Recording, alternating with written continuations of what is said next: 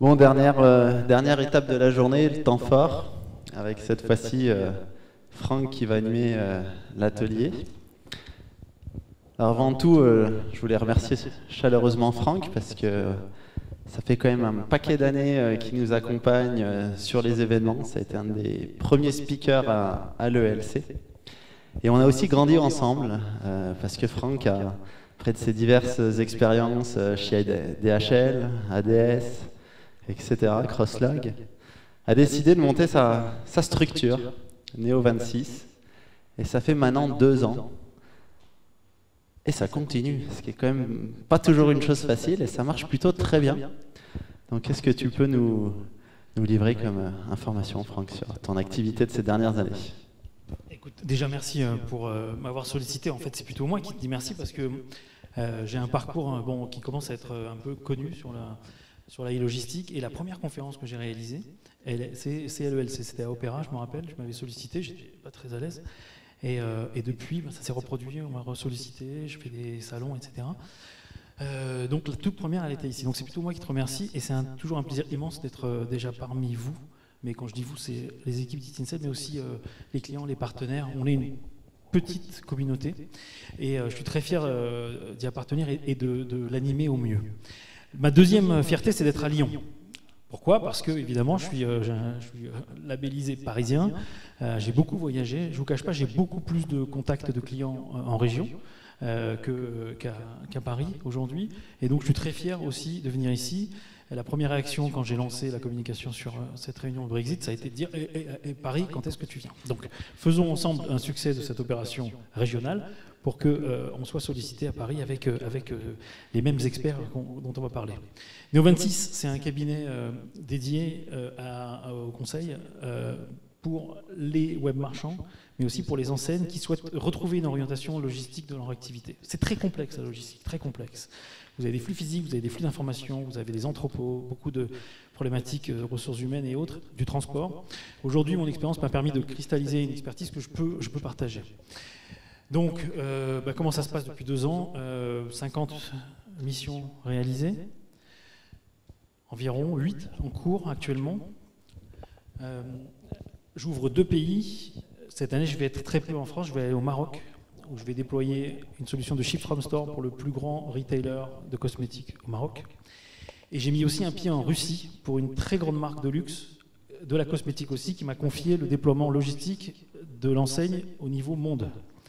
Donc voilà comment ça se passe. Donc c'est beaucoup d'opportunités qui se concrétisent. Je communiquerai en temps et en heure. Et la deuxième chose, c'est que j'ai lancé une deuxième activité média, en fait, qui est liée à tout ce qu'on vient de se dire, qui s'appelle Neo26 Broadcast, qui est en fait la diffusion des contenus, notamment avec mon petit frère là, qui est là, qui filme. Et en fait, l'idée, c'est quoi? C'est de créer et de participer à des événements, et puis ensuite de les diffuser. Parce que là, vous êtes peut-être 60, 70. Sachez que la vidéo qu'on va construire ensemble, elle va être vue 10 000 fois. Et ça, c'est super, parce que c'est ce qui nous permet d'avancer, de créer des choses. Et les réseaux sociaux, notamment sur la partie vidéo, sont des éléments essentiels de notre communauté et de ce qu'on peut partager. Donc je continuerai comme ça. Ainsi, donc on va créer du contenu. Vous allez voir sur Paris Retail Week à la fin du mois un stand où je vais interviewer des dirigeants de la logistique. C'est pas un stand? C'est pas un stand. On peut le dire? Ouais, on peut le dire, allez. C'est un ring. C'est un ring de boxe en fait. Voilà. Ils m'ont laissé carte blanche, donc voilà. Je ne vais jamais faire ça avec Franck. Donc un grand stand dans lequel j'ai demandé un ring, une table, et je vais faire un face-à-face comme ça a pu être fait avec Amazon. Je sais que beaucoup de gens l'ont vu, façon Bourdin, où je vais aller de façon assez punchy. Bon, sur un ring, pourquoi on ne peut pas faire autrement de toute façon.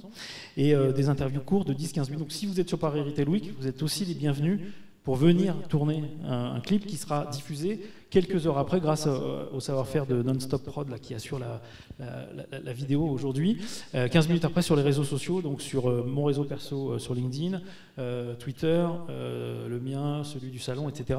Et puis on offrira de façon la capture montée avec générique, avec musique aux participants pour qu'ils puissent, avec les droits bien sûr, l'utiliser dans leur communication personnelle, interne, externe, comme ils veulent. Voilà. Donc tous ceux qui ont pris un stand sont les bienvenus.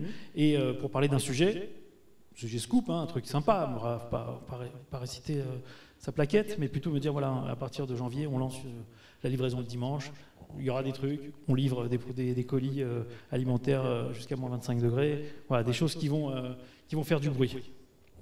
Voilà l'actualité. Merci pour ton actualité. On va démarrer le dernier atelier de la journée après l'économie du vide et la fraude à la livraison. L'atelier, comment tu l'as choisi? Alors, quand tu es venu me demander qu'est-ce qu'on fait cette année, j'ai tout de suite répondu, on va faire un sujet sur le Brexit. Le Brexit et ses conséquences sur les ventes pour les e-commerçants. Pour deux raisons. La première, c'est que le sujet n'est pas abordé aujourd'hui. Et quand il est abordé, il est très mal abordé. La deuxième, c'est que c'est un sujet que je ne connais pas bien. Donc, ça me permettait un peu de sortir de ma zone de confort, de réfléchir aussi, et de vous partager tout ce qu'on a pu faire. Donc, c'est dans ce contexte-là que j'ai voulu le faire. La troisième, elle est très personnelle, c'est que je considère que la sortie de la Grande-Bretagne de la Communauté européenne est une vraie régression. Plus jeunes, tous ici, on a grandi... Et tout le monde doit s'en souvenir des grands travaux qui avaient été lancés pour raccrocher la Grande-Bretagne au continent. C'était le tunnel sous la Manche. C'est une forme de déchirure, une régression pour moi dans cette communauté européenne parce que ce n'est pas n'importe quel pays qui sort. C'est un pays allié historique de la France, c'est un pays très novateur, c'est un pays puissant. Et aujourd'hui, au-delà du côté business dont on va parler, je considère que c'est une déchirure avec le reste de la communauté européenne, même si la plupart des gens disent grâce à cette sortie, on va pouvoir faciliter les réformes, parce que l'Angleterre a été aussi connue pour être un peu un frein. Je considère que c'est dommage. Voilà. Donc c'est pour ça que je voulais aborder ce sujet, et puis vous allez voir, on a deux super experts, ce qu'on appelle des experts absolus sur le sujet, qui vont partager leur savoir. On a préparé des choses ensemble, et ils vont bientôt nous rejoindre pour prendre nos places. Je suis très content de vous laisser ma place et de vous accueillir sur scène avec Franck. Bonne animation. Merci. Merci Julien.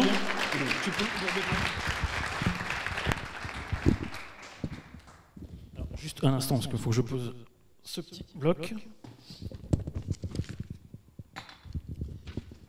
Voilà, donc comme je le disais, Brexit, c'est un sujet d'actualité, un sujet brûlant. On en entend beaucoup parler dans les médias, mais on entend surtout parler du côté politique. Moi, ce qui m'intéressait, c'est savoir s'il faut en avoir peur aujourd'hui. Parce que, voilà, on le sait, hein, la Grande-Bretagne quitte la communauté européenne. Les sites marchands aujourd'hui en France sont des sites qui ont du mal à exporter, très clairement. On n'est pas les meilleurs en Europe pour faire de l'export en e-commerce. On a des voisins, même espagnols, avec un Ditex par exemple, on a des Asos ailleurs, des Zalando qui inondent la France de colis. Alors si en plus on vient de nous rajouter des barrières, qu'est-ce qui va se passer? J'imagine que parmi vous, il y a des web marchands qui vendent leurs produits en dehors des frontières. Aujourd'hui, l'idée, c'est de partager, c'est de savoir ce que va représenter ce Brexit. Est-ce que c'est une opportunité ou c'est une source de complexité, de complications, de coûts supplémentaires? Et pour ça, je vais appeler deux experts avec qui on a travaillé sur le sujet. Le premier ou la première, c'est Hélène Kerjean, que j'invite à rejoindre sur la scène, et j'aimerais qu'on l'encourage.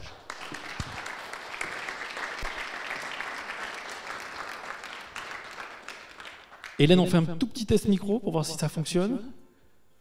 Ah voilà, il me semblait, on va l'allumer. Bonjour.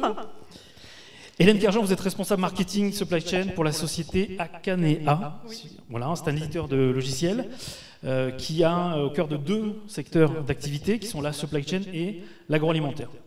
Vos clients sont des professionnels du transport routier, de marchandises, transport international, de la logistique et des douanes. Absolument. Ça va, j'ai bien résumé? C'est bien ça. L'arrivée prochaine du Brexit, ça impactera directement votre activité, celle de vos clients. Et donc, vous êtes venu nous parler un peu de ça dans une approche très macro, enfin, avec vos mots. Un peu plus macro. Pour nous aider à bien comprendre. L'idée, c'est presque d'avoir un cours sur le sujet et d'en savoir plus à la fin de cette conférence. Mon deuxième invité, c'est Laurent Caillé, que je vais vous demander d'applaudir, qui est juste devant.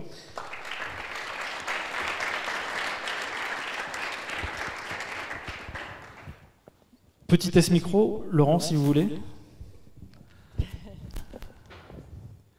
Voilà, vous pouvez poser la bouteille au sol si c'est plus facile. Non, c'est bon, on va prendre le temps, mais c'est... Vas-y, il faut l'appuyer. Est-ce que c'est bon, Laurent? Est-ce que c'est bon? Bon, pour moi, tout à fait. Est-ce qu'on l'entend? Est-ce que vous entendez au fond? Je pense que le son est très bon. Laurent Caillé, vous êtes associé, dirigeant de la société IMX France depuis 2006 maintenant. IMX France, c'est le premier opérateur postal privé spécialisé sur les expéditions de colis à l'international. Vos clients sont des expéditeurs de courrier, pour l'export notamment. On trouve parmi des éditeurs de magazines, des annonceurs et naturellement des e-commerçants. Donc vous êtes au cœur aussi des problématiques de livraison à l'international pour les e-commerçants, et le Brexit fait forcément partie de vos préoccupations. Voilà pourquoi vous avez une place ici. On va vous entendre absolument parce que vous avez une approche très très pragmatique sur le sujet et on voudrait savoir comment ça va se passer demain pour nos marchands. Tout à fait, ça ne sera pas un cours théorique. D'accord. Il y a un troisième acteur, c'est vous. Donc vous êtes là, libre de lever la main, poser des questions et puis intervenir par rapport aux propos que vous allez entendre. Je viendrai vous chercher s'il le faut et je vous tendrai le micro. Hélène Kerjean, pour commencer. Moi, j'entends parler de Brexit. Certains parlent de Frexit. J'imagine que c'est pour la France, mais je ne sais pas très bien donner la meilleure définition. Est-ce que, déjà, pour commencer, vous pourriez nous donner la définition du Brexit telle que vous la concevez? Alors, c'est vrai qu'on entend parler de Brexit. Dont le terme exact, c'est British Exit. Excusez-moi de mon accent qui n'est pas extraordinaire. Donc, ça signifie quoi?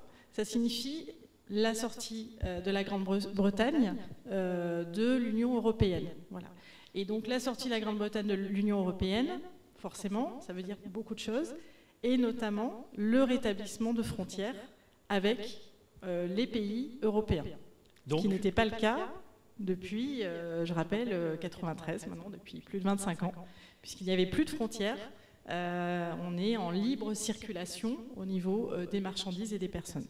D'accord, donc on n'est plus en libre circulation, ni des marchandises, ni des personnes. Alors aujourd'hui, oui, mais oui, si demain il y a British Exit, ça signifie qu'il n'y aura plus cette libre circulation entre la Grande-Bretagne et l'Europe. Tout simplement. Qu'est-ce que le Brexit va changer concrètement dans les échanges commerciaux entre la France et la Grande-Bretagne, puisqu'il va arriver, au moment où il arrivera, alors de façon brutale ou de façon smooth, enfin non, soft on dit, donc le hard Brexit ou le soft Brexit, c'est des termes qu'on va reprendre. En cas de hard Brexit, qu'est-ce que ça va changer entre la France et la Grande-Bretagne? Alors déjà, quand on parle de hard Brexit, il faut comprendre qu'il y a des accords aujourd'hui entre les pays. Donc par exemple, aujourd'hui, l'Union européenne a des accords avec d'autres pays. On a parlé du Canada, on parle aussi d'accords d'échange avec le Mercosur, etc. Donc c'est des accords qui mettent souvent des années à apparaître et qui permettent de négocier des taux douaniers qui sont applicables, qui vont être plus ou moins bas en fonction du type de marchandise importée ou exportée. Donc aujourd'hui, la vraie question, c'est de se dire la Grande-Bretagne va sortir de l'Union européenne. Est-ce que ça va se faire avec un accord qui potentiellement permettra d'avoir peut-être de ne pas avoir des taux, des taxes douanières à appliquer, entre autres, ou est-ce que ça va être un hard Brexit où là, la Grande-Bretagne va être considérée comme pays tiers, c'est-à-dire comme aujourd'hui la Chine, les États-Unis. Exactement, des pays avec lesquels nous n'avons pas forcément un accord particulier commercial. Donc c'est assez bizarre de dire un pays tiers pour un pays voisin, mais c'est une réalité. Donc ce hard Brexit, s'il a lieu, c'est la vraie question, c'est pas tellement... il y a un problème politique, on le sait bien, un problème économique, mais s'il a lieu, en l'état, ça veut dire que la Grande-Bretagne devient un pays tiers en termes douaniers. Est-ce que la Suisse est un pays tiers, comme la Chine par exemple, ou il y a des catégories de pays tiers? Il y a des catégories, puisqu'on peut avoir des accords, encore une fois, des accords commerciaux, qui peuvent être différents d'un pays à l'autre, mais aussi par rapport au type de marchandises qui peut être importé, notamment, où vont s'appliquer des taux qui sont peut-être proches de zéro. Mais on va dire qu'en moyenne, un pays tiers, les taux douaniers sont entre 10 et 12%. D'accord. Chez Akedea, vous avez un portefeuille de clients. Comment vous faites prendre conscience à vos clients du phénomène, de l'importance de ces enjeux, et qu'est-ce que vous mettez en place pour eux? Alors, donc, pour rappel, Franck l'a dit un petit peu en introduction, on a des clients qui sont professionnels dans la supply chain, en termes de transport, en termes de logistique, en termes de déclaration en douane, puisqu'on a des commissionnaires en douane.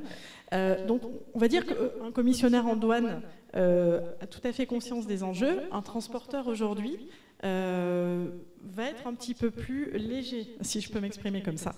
Vous travaillez sûrement beaucoup avec des expressistes aujourd'hui. On connaît les FedEx, les UPS, les DHL, enfin voilà pour les principaux. Est-ce qu'il y a un expressiste dans la salle juste avant? Parce que je vais avoir besoin d'un témoignage, il n'y en a pas, donc on va continuer. Les expressistes travaillent avec la plupart des pays dans le monde, donc ils sont plutôt rodés sur ce type d'exercice et finalement devoir demain gérer des déclarations avec la Grande-Bretagne, c'est pas forcément un problème pour eux. Par contre, des transporteurs qui sont plus locaux, donc nous on a des transporteurs en France, qui est normal, plutôt basés dans le Nord, en Bretagne, et qui vont avoir une spécialisation, si je peux m'exprimer comme ça, sur des transports plutôt à destination de la Grande-Bretagne. Il faut voir que jusqu'ici, ils n'ont pas du tout cette problématique-là.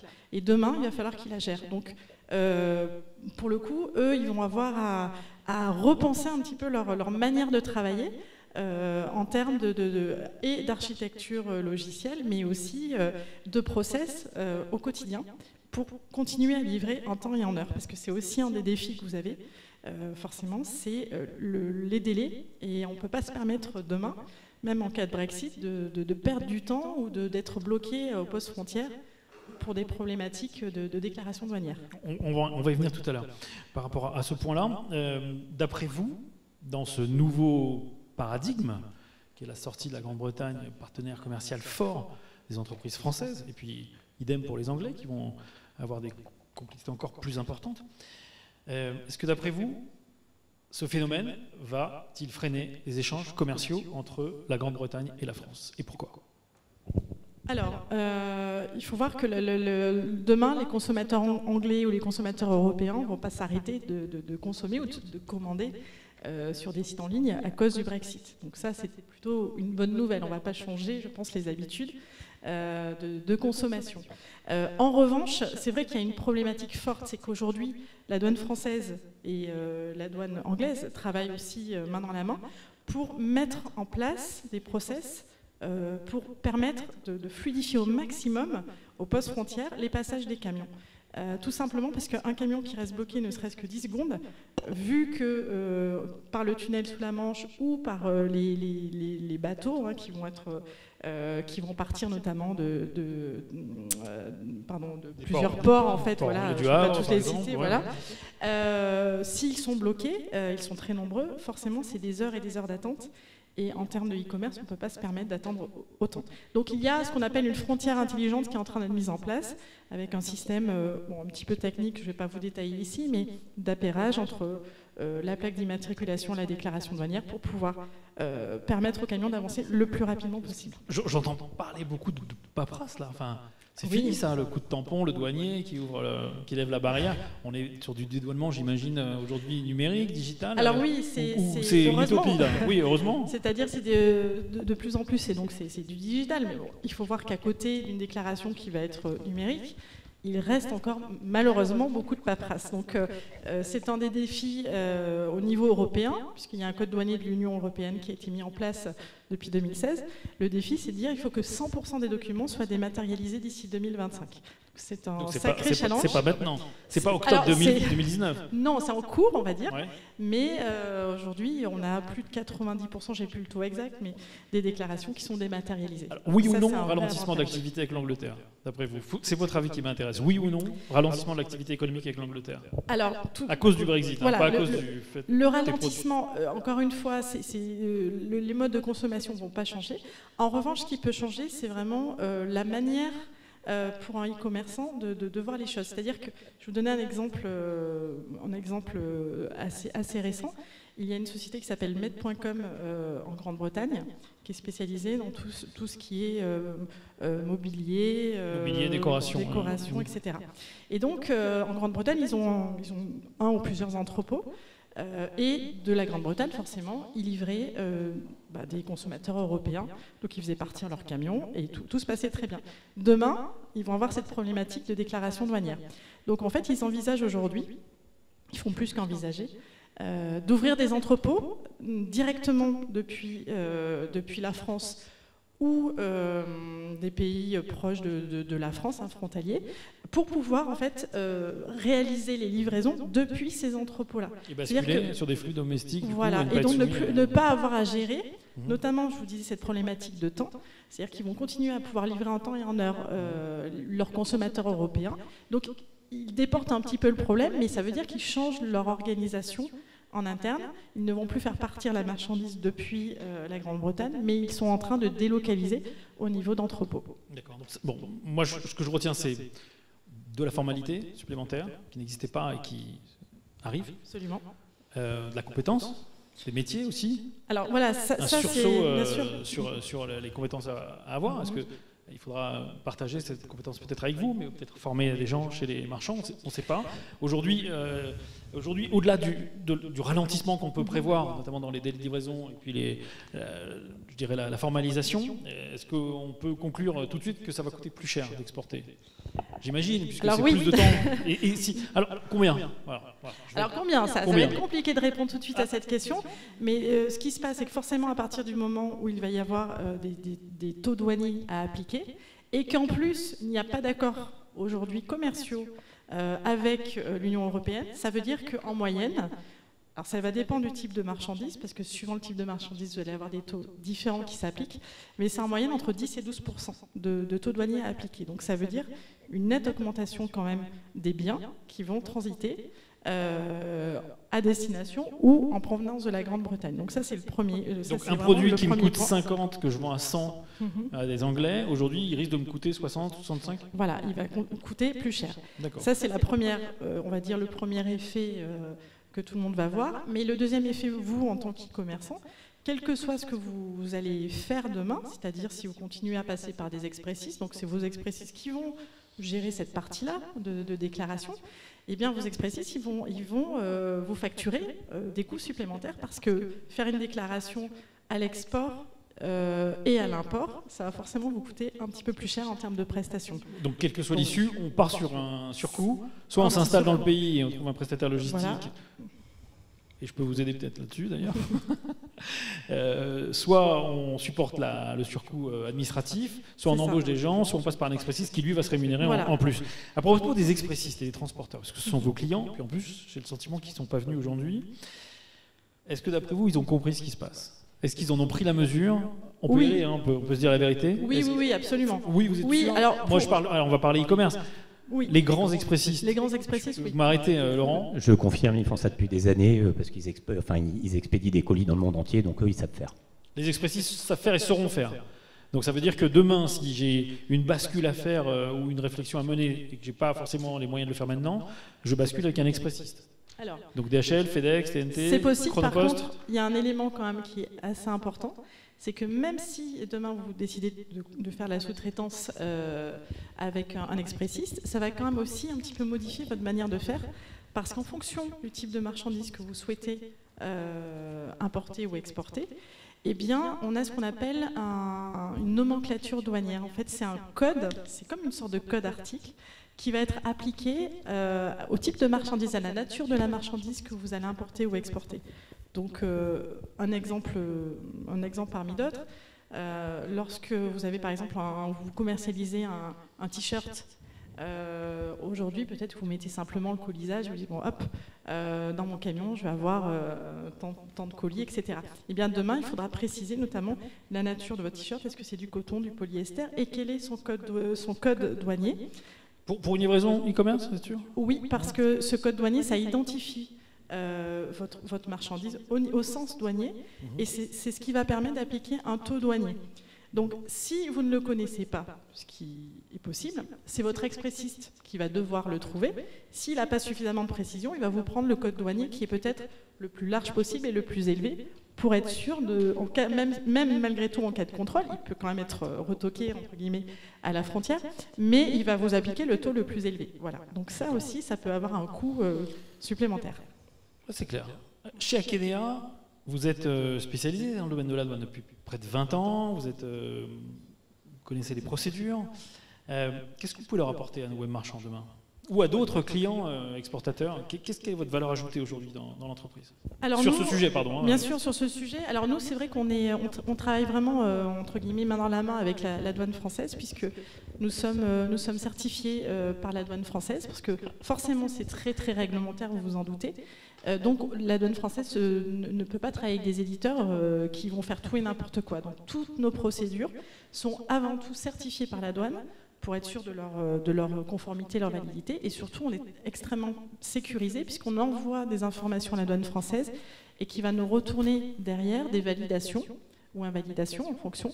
Donc, on est vraiment là-dessus, on est partenaire. Et sur le Brexit, on a une actualité un peu brûlante. Et vous voyez, hier, on a entamé cette semaine nos premiers tests, on va dire grandeur nature.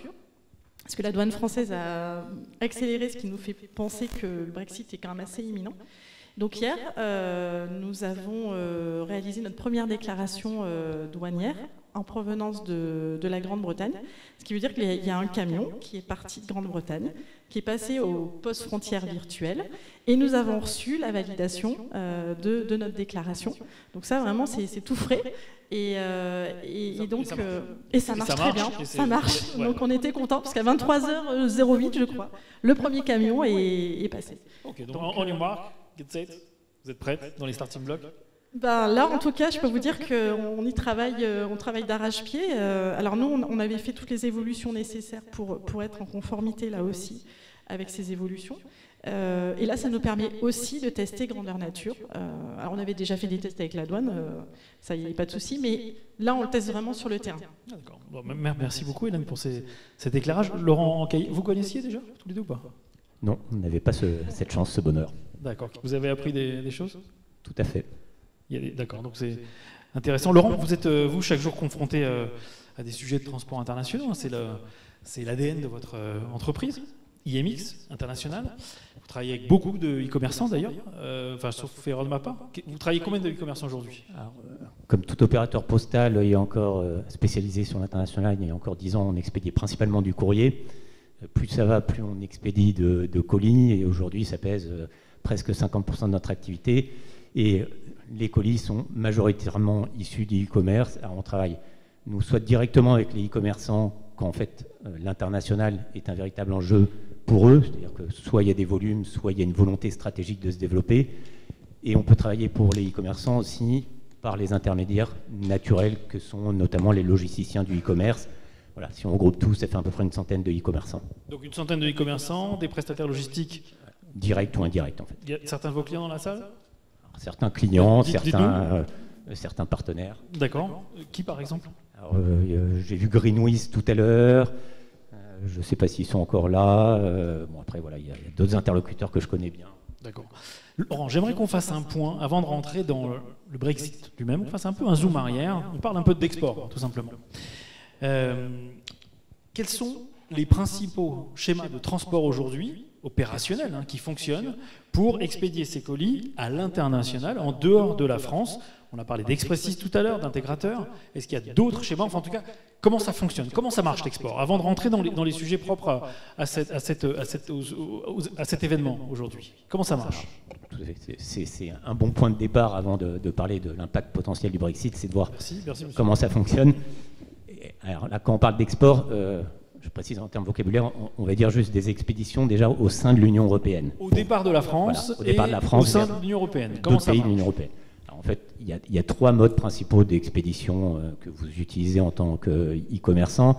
Il y a d'abord un mode qui consiste à confier ses colis à un réseau intégré, principalement, historiquement, les réseaux d'expressistes. Exemple donc les DHL, UPS, FedEx, Chronopost et TNT. Et TNT, je ne voudrais pas faire de jaloux. Il n'y en a pas beaucoup, mais bon. Vous les citez, enfin FedEx TNT, c'est la même entreprise maintenant, mais...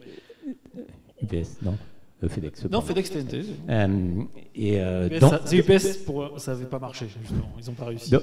Dans ce mode-là, en fait, vous confiez vos colis à un expressiste au départ de la France, et c'est lui qui va se charger en fait de l'ensemble des opérations, c'est-à-dire qu'il va collecter vos colis, les trier sur un centre, les transporter vers le pays de destination et les remettre à un réseau de distribution local qui est, dans la grande partie des cas, en fait leur propre filiale. Donc ça, c'est le réseau intégré des expressistes.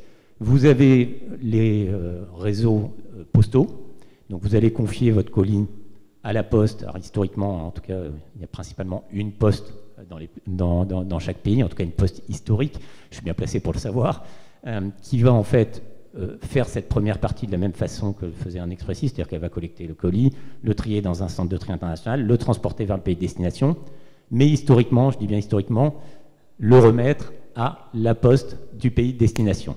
Le micro un tout petit peu plus bas, voilà. Un peu plus bas, pardon. Donc le remettre donc, au hub d'entrée dans le pays qui va faire la même chose, mais dans l'autre sens pour l'Angleterre, la poste qui prend le colis pour le donner à Royal Mail en Angleterre. Par exemple. Okay. Et c'est la poste française qui assure la collecte, le tri, la mise en sac, j'imagine. Je dis historiquement parce que en fait, les modes se rapprochent. Maintenant, quand vous confiez un colis à la poste en colissimo, dans la plupart des pays, en fait, il va être remis non pas à la poste du pays de destination, mais à la filiale du groupe La Poste qui s'appelle DPD et qui va se trouver dans le pays de destination, donc en Angleterre, en Allemagne, puisqu'ils sont implantés dans la plupart des pays. Donc en fait, les modes se rapprochent maintenant et les frontières sont, entre ces différents modes sont moins claires qu'il y a encore quelques années. Mais le réseau historique, c'est d'une poste à l'autre. Une poste à l'autre. D'une poste nationale à l'autre. Ouais. Et enfin, le dernier grand schéma, ce qu'on appelle l'approche directe ou l'injection directe. Plus récent, qui est plus adapté au volume un peu important. Là, le principe, c'est qu'en fait, vous allez, quelque part, vous-même ou un prestataire, confier le transport, le tri et le transport d'approche jusqu'au pays de destination pour ensuite remettre vous-même vos colis à un réseau de distribution local que vous aurez sélectionné en faisant votre étude de marché sur le pays dans lequel vous vendez, et vous aurez sélectionné le meilleur réseau qui répond à vos besoins. D'accord, donc j'ai des commandes pour l'Espagne par exemple, j'étiquette à partir de la France mes colis avec une étiquette d'un transporteur espagnol, je regroupe ça sur la même palette et je transfère cette palette jusqu'à la frontière. Voilà, en le confiant avec un transporteur qui va l'amener directement à un des réseaux en Espagne. En Espagne, il y en a un certain nombre.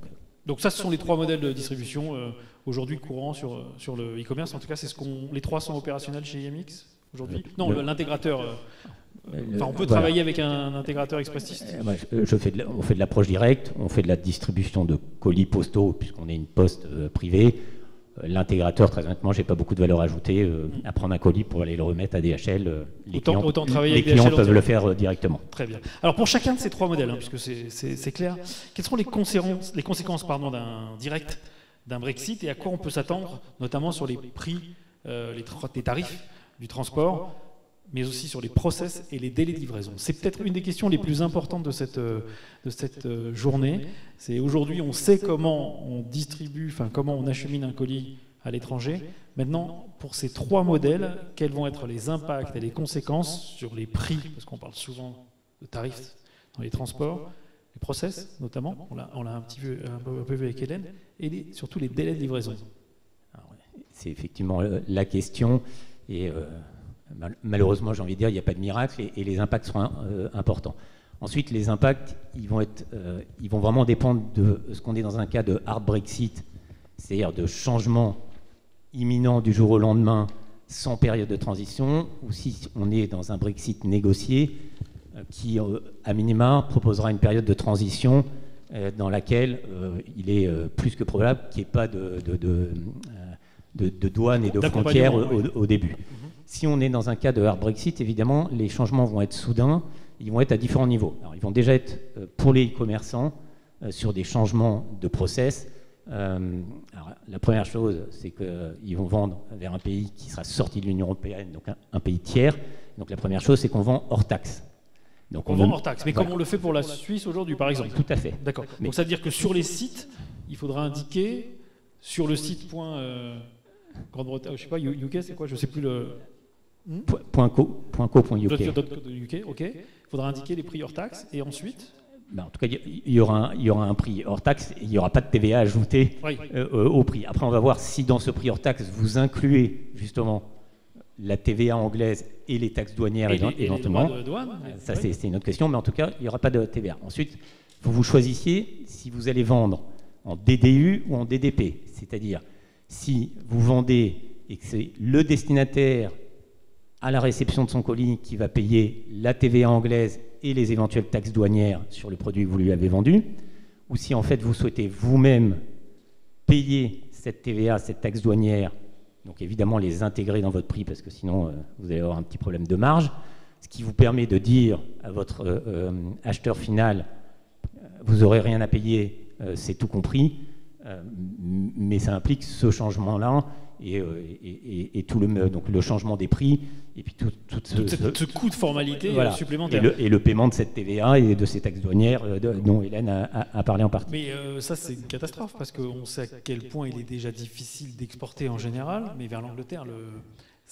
la concurrence est très violente chez les web marchands. Si on rajoute aux produits des sites français des coûts supplémentaires.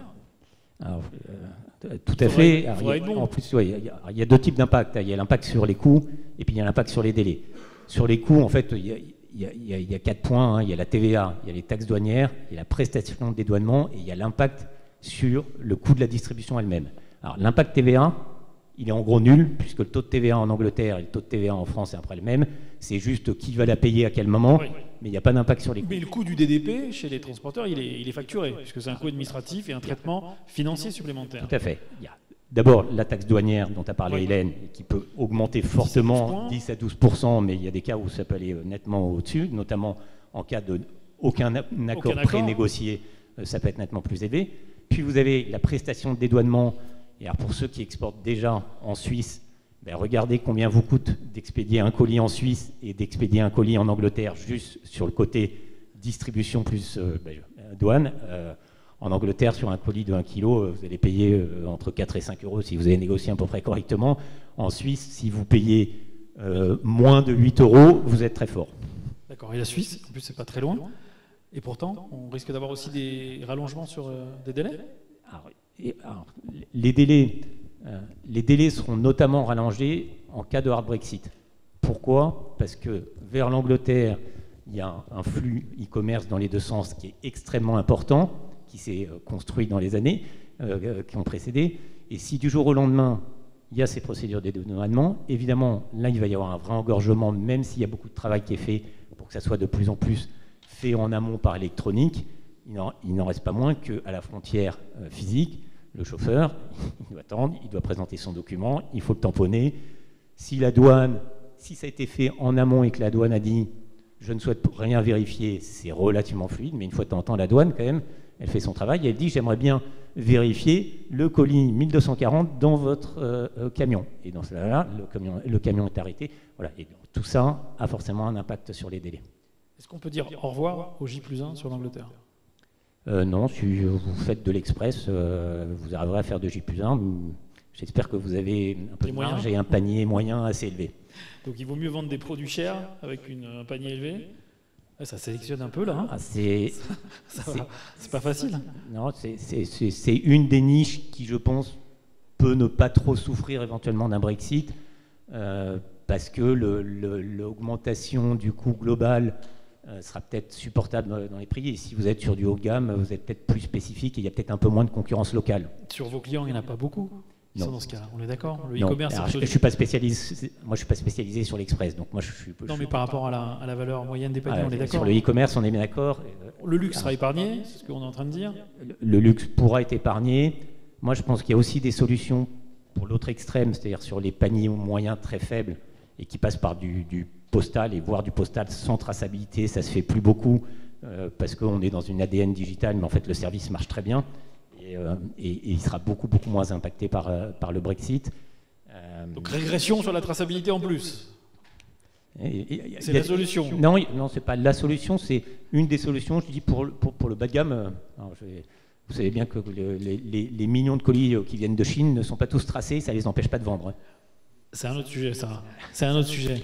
Mais c'est vrai, je suis d'accord. Alors maintenant, on va se parler franchement. Je vais vous poser la même question qu'à Hélène. Hard Brexit demain, qu'est-ce qui se passe sur la balance commerciale, sur les échanges, sur les conséquences d'un hard Brexit, sur l'ensemble de l'économie, des marchands évidemment, donc une sortie sans négociation. Qu'est-ce qui se passe du jour au lendemain? Alors moi, je pense que du jour au lendemain, scénario auquel je ne crois pas personnellement, mais ça scénario catastrophe. On va décrire le pire. Hein. Elle est compliquée cette conférence. Je pense que ça donne un on va boire du champagne après, ne vous inquiétez pas. Mais je pense que ça donne. Moi, je pense que ça donne un grand coup de frein aux exportations et importations du e-commerce entre l'Angleterre et la France à court terme. Je pense qu'en revanche, comme le disait Hélène, le marché restera là et il y aura une demande, mais que le temps que les solutions se remettent en place, se réoptimisent, ça va donner un coup de frein, puis ça redémarrera progressivement. Il y aura des gagnants et des perdants, il y aura des entrants et des sortants, mais je pense qu'en cas de hard Brexit du jour au lendemain, oui, ça fera mal. Donc un stop and go, quoi. Ouais. Ouais. Les Anglais sont très pragmatiques là-dessus, ils sont assez forts aussi pour après trouver des solutions et reprendre. Et ils sont d'ailleurs, on va peut-être en parler, mais je pense un peu mieux préparés que du côté français. Ils sont beaucoup plus impactés surtout. Ils sont beaucoup plus impactés, c'est aussi pour ça qu'ils sont peut-être mieux préparés. Et puis parce qu'ils sont peut-être anglais aussi. Peut-être. Non, mais on a une tendance souvent aussi à attendre le dernier moment, c'est ce que je comprends. Enfin, je ne sais pas si parmi vous, il y en a qui sont sensibilisés au sujet, ou si ils sont en contact avec des prestataires ou des transporteurs qui sont sensibilisés au sujet. Moi, personnellement, j'ai un prestataire qui m'a consulté, c'est un grand transporteur français, pour réfléchir, mais c'était pour réfléchir, c'était pas pour agir. Et c'était il y a quelques semaines. Donc je pense que cette discussion, on aurait pu l'avoir il y a un an. Alors, c'est quoi les solutions ? Qu'est-ce que vous en pensez ? Quel type de solution vous pourriez trouver pour sortir de cette spirale-là ? Prix, délai, administratif, qu'est-ce qu'on fait là ? Non, je suis très transparent. En cas de hard Brexit, pour moi, le haut de gamme peut s'en sortir en continuant avec l'Express. Le bas de gamme peut éventuellement passer par du postal en s'en sortant. Tout ce qui est milieu de gamme, s'il y a beaucoup de volume et de l'enjeu, il y a deux principales solutions. Une solution évoquée par Hélène dans l'autre sens, c'est-à-dire de déporter du stock en Angleterre, avec la complexité que ça représente. Il y a des logisticiens dans la salle de gérer des doubles stocks dans deux pays différents. Et sinon, vous pouvez faire, c'est un peu plus compliqué, toujours de l'injection directe en faisant du dédouanement regroupé. Si vous avez une représentation fiscale ou une filiale en Angleterre qui peut faire l'import, vous faites de l'export-import avec du dédouanement regroupé. Et si vous avez beaucoup de volume, l'impact coût est quand même assez minimisé. D'accord. Dernière solution, si vous n'avez pas beaucoup de volume, que ce n'est pas un enjeu majeur, mais vous pouvez reporter vos investissements marketing sur un autre pays. Bien sûr. Mais non, mais je veux dire, en tant que patron de PME, c'est forcément une question qui se pose. Qu'est-ce que je fais de mon site traduit en anglais? Un e-commerçant, si vous faites 2% de votre chiffre d'affaires vers l'Angleterre, eh ben, on sait que pour acquérir des clients, il y a un certain budget marketing derrière. Eh ben, il faut peut-être le réorienter sur un autre pays. Hein. Je veux dire, il faut pas avoir de tabou, je pense, sur la question. On peut fermer son site aussi, comme l'a fait Yves Rocher, je crois, par exemple. Qu'est-ce qu'ils font les Anglais? Les transporteurs d'abord. Royal Mail, je crois que vous êtes en contact avec Royal Mail. Les transporteurs, je ne sais pas, mais Royal Mail, effectivement, avec qui je suis en contact et avec qui je pose des questions, prend le sujet extrêmement sérieusement.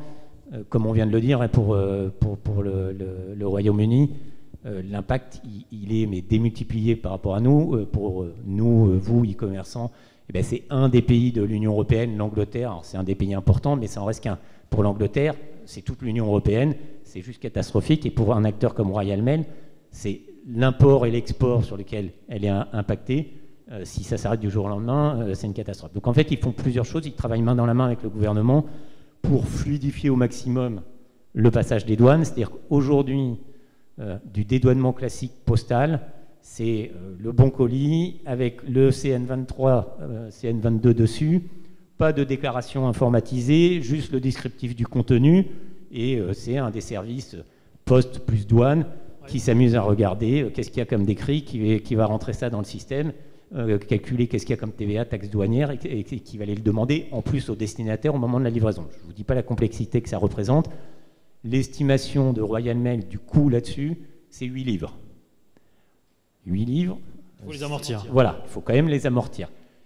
Ils travaillent sur différentes solutions, toutes basées sur le transfert d'informations pour qu'en fait la douane soit préparée en amont, que ça soit en DDU et que le destinataire soit informé par digital et paye dès que le colis est arrivé à la frontière, ou en DDP, et qu'au contraire, ça soit l'expéditeur qui, dès que le colis est arrivé à la frontière, y ait l'apuration de la TVA et des taxes douanières pour que ça soit le plus fluide possible et que ça coûte le moins cher possible. Pas simple, pas simple. Non. On parle de Royal Mail, moi j'ai envie de savoir, vous avez des échos, ce qui va se passer chez Colissimo par exemple?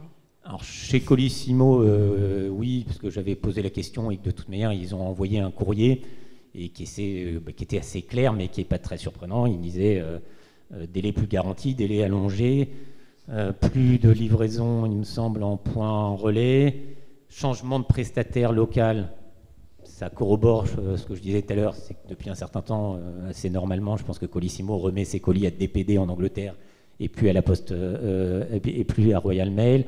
Et il donnait, je crois, une estimation de coût avant négociation, j'imagine, qui était de un peu moins de 5 € pour l'expéditeur, mais avec 12 livres en plus facturés au destinataire au moment de la livraison. Voilà, ça dit ce que ça dit. Après, il n'y a pas de miracle. Hein. Si c'est du jour au lendemain et que c'est pas prêt, c'est pas grave. Non, c'est pas que c'est pas grave. Mais que vous avez reçu un courrier qui disait suppression des délais garantis chez Colissimo. Donc ça veut dire qu'ils y étaient, les délais garantis. C'est intéressant d'avoir une information comme ça.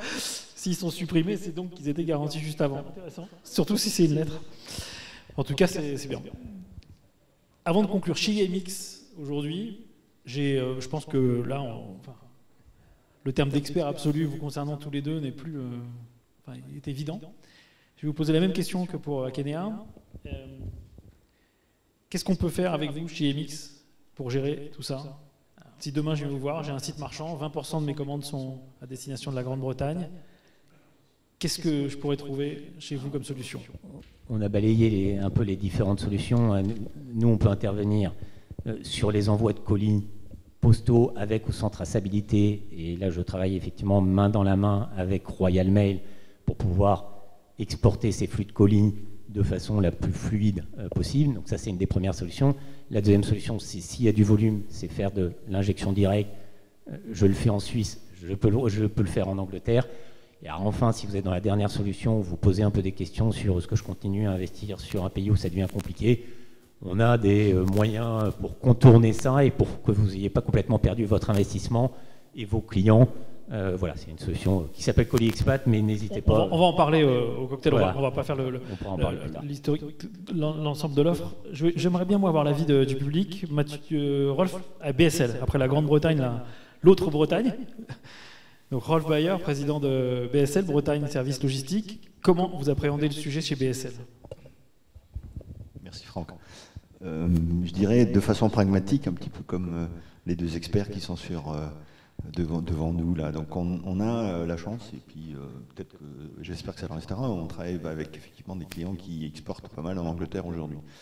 On a aussi un certain nombre d'historiques, puisqu'on exporte aussi pour certains de nos clients en Suisse. Alors de là, faire un parallèle entre la Suisse et l'Angleterre, c'est un peu rapide, mais en tout cas, on a fait un certain nombre de travaux et on essaye d'avancer sur un schéma de ce type-là, et on est en train de se dire quand même que l'Angleterre étant beaucoup pragmatique, et on a quand même essayé de travailler avec nos outils pour arriver à des formes de dédouanement pointues, en tout cas des formes d'information qu'on fournit aux douanes par nos outils informatiques qui ont un détail complet, que ce soit du code douanier, que ce soit la composition à l'intérieur de chaque colis, la composition du colis. Donc ça, c'est un premier développement, du moins une adaptation qu'on fait pour nos clients. Est-ce que ça va servir intégralement ou pas? On peut l'espérer en tout cas, puisqu'on génère beaucoup de données avec cela. Et la deuxième approche, du coup, c'est confidentiel. Non, c'est une vingtaine de pourcents. Export. Non, l'Angleterre, c'est plus faible.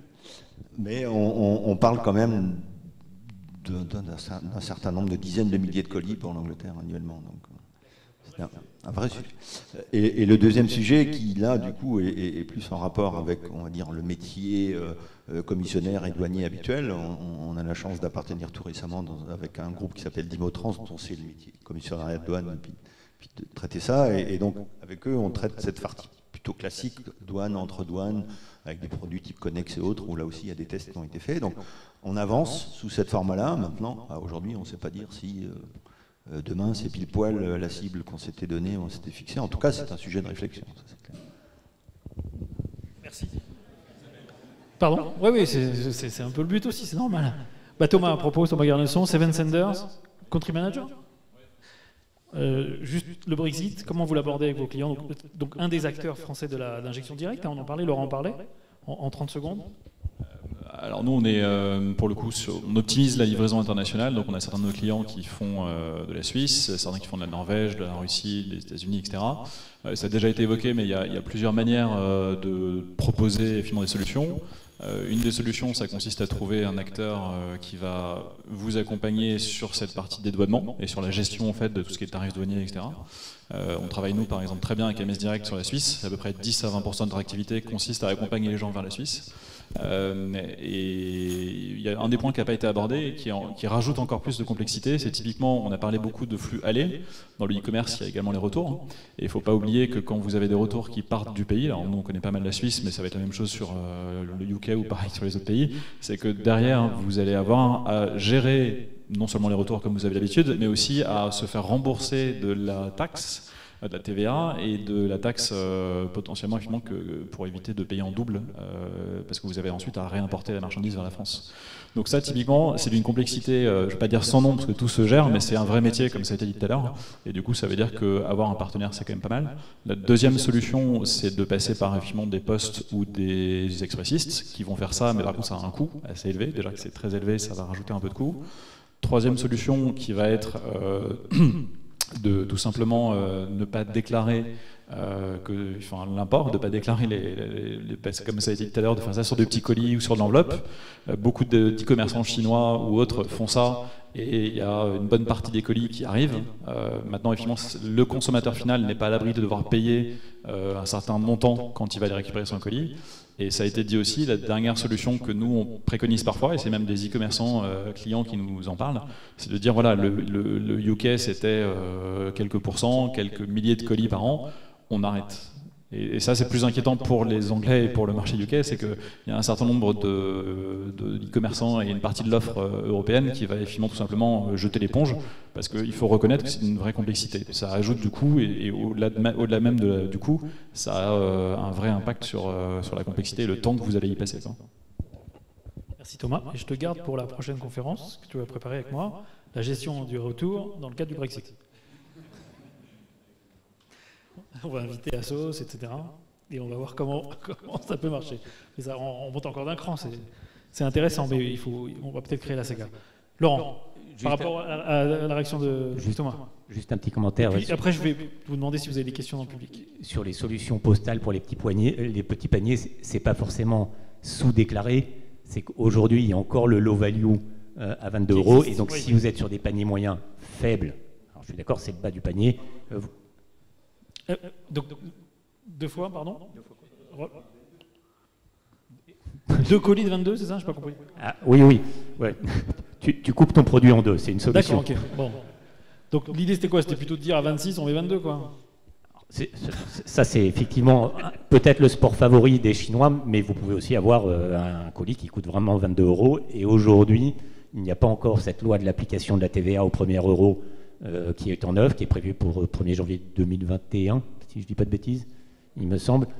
Donc pour l'instant, on peut encore, voilà, si vous exportez des colis de moins de 22 €, vous ne payez pas de TVA, vous ne payez pas de taxe douanière, et du coup, en postal, mais c'est qu'à le dire, ça passe comme une lettre à la poste. D'accord, mais on oublie la traçabilité, l'assurance, la gestion des litiges. By the way. Vous pouvez faire du postal tracé sur du petit colis, ça fonctionne. Très bien. Moi, je vais vous remercier d'avoir été aussi attentif. J'ai vu vos visages, j'ai vu vos regards. Vous étiez là avec nous, donc pas de souci. Je voudrais qu'on remercie nos intervenants. Et un troisième intervenant qu'on ne voit pas, c'est toute l'équipe marketing qui a bossé comme des dingues pour construire cette convention. Donc à tous nos intervenants et participants, je voudrais remercier, je voudrais qu'on les applaudisse. Merci à vous. Merci pour tout.